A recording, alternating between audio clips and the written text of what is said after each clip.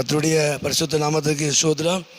இன்றைய தினத்துக்கான தேவனுடைய வார்த்தையானது ஆதியாகமம் 28ஆம் அதிகாரத்திலே அந்த 15வது வசனத்தை நான் பார்க்கும் பொழுது கடைசி பகுதியில், நான் உனக்கு சொன்னதை செய்யும் அளவும் உன்னை கைவிடுவதில்லை என்று ஆண்டவர் சொன்னார். நான் உனக்கு சொன்னதை செய்யும் அளவும் உன்னை கைவிடுவதில்லை என்று ஆண்டவர் சொல்லுகிறார். அதாவது நாட்களில் தேவன் சொல்லுகிறதை அவர் செய்கிற, அவர் நிறைவேற்றி முடிக்கிற ஒரு நல்ல தேவன். யாக்கோபுடைய காரியத்தை குறித்து நம்ம வேதத்தில் வாசிக்கிறோம். அவன் யாத்திரை பண்ணும் பொழுது அவனுடைய பிரயாணத்தில் சூரியன் அஸ்தமித்தபடினால அவன் அங்கே தங்கினான் என்று சொல்லி வேதத்தில் வாசிக்கிறோம். தேவன் அவனுக்கு தரிசனங்களை கொடுக்கிறார். ஆண்டவர் அவனோடு கூட இடைபடுகிறார். ஆண்டவர் இடைபடுகிற நேரத்தில் ஆண்டவர் சொல்லுகிற ஒரு காரியம் என்ன அப்படின்னா, நான் உன்னோடே இருந்து நீ போகிற இடமெல்லாம் உன்னை காத்து இந்த தேசத்துக்கு உன்னை திரும்பி வர பண்ணுவேன். நான் உனக்கு சொன்னதை செய்யும் அளவும் உன்னை கைவிடுவதில்லை. அதாவது தேவ நாட்களில் உங்களுக்கு வைத்திருக்கிற திட்டங்கள், ஆண்டவர் உங்களுக்கு வைத்திருக்கிறதான தேவ சித்தத்தையும் தரிசனத்தையும் அவர் நிறைவேற்றுவதில் அவர் உண்மை உள்ளவராய், அவர் போதுமானவராய் இருக்கிறார்.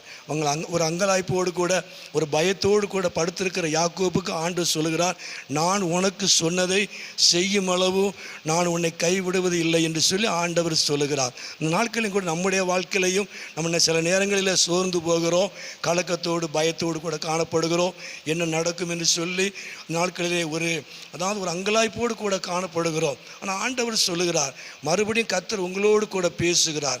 நீங்கள் தேவன் சொன்ன வாக்கு தத்தங்கள், தேவன் கொடுத்த தரிசனத்தை நீங்கள் மறந்து போவதனால தான் இந்த மாதிரி அங்கலாய்ப்புகள், பயங்கள், நடுக்கங்கள் ஏற்படுகிறது. ஆனால் ஆண்டவர் மறுபடியும் சொல்கிறார், நான் உனக்கு சொன்னதை செய்யும் அளவும் நான் உன்னை கைவிடுவது இல்லை என்று ஆண்டவர் சொல்லுகிறார்.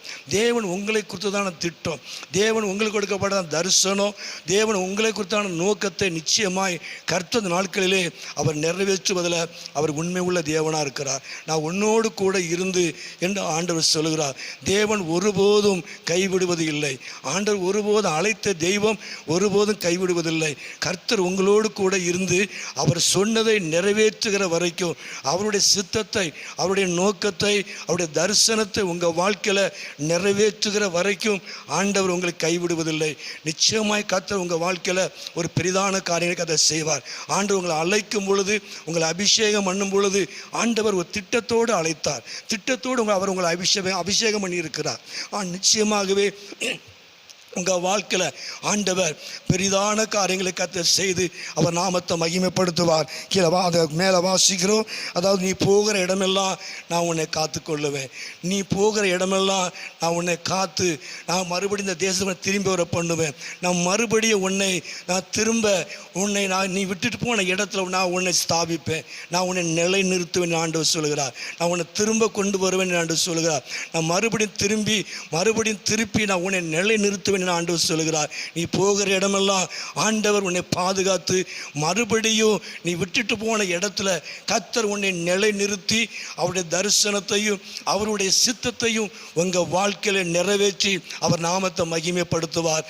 நிச்சயமாகவே தேவனுடைய வார்த்தை ஒருபோதும் மாறாது. கர்த்தர் உங்களுக்கு வைத்திருக்கிற திட்டமும், கர்த்தர் உங்களை குறித்து வைத்திருக்கிற நோக்கமும் தரிசனமும் ஒருபோதும் மாறாது. தேவன் உங்களுக்கு சொன்ன வார்த்தை ஒருபோதும் மாறாது. நிச்சயமாய் கர்த்தர் நிறைவேற்றுவார். மறுபடியும் கர்த்தர் உங்களை நிலைநிறுத்தி அவர் நாமத்தை மகிமைப்படுத்துவார். ஜெபம் பண்ணுவோம். எங்களை அதிகமாக நேசிக்கிற நல்ல பிதாவே, அருமையான ஆண்டவரே, இந்த நேரத்துக்காக ஸ்தோத்திரம். இந்த சத்தத்தை கேட்கிற ஒவ்வொரு பிள்ளைகளையும் குடும்பங்களையும் என் ஆண்டவர் ஆசீர்வதித்து அப்படி நாமத்தை மகிமைப்படுத்தும். நீர் மகிமையான காரியங்களை செய்யும். இயேசுவின் நாமத்தில் ஜெபிக்கிறோம் நல்ல பிதாவே. ஆமேன், ஆமேன்.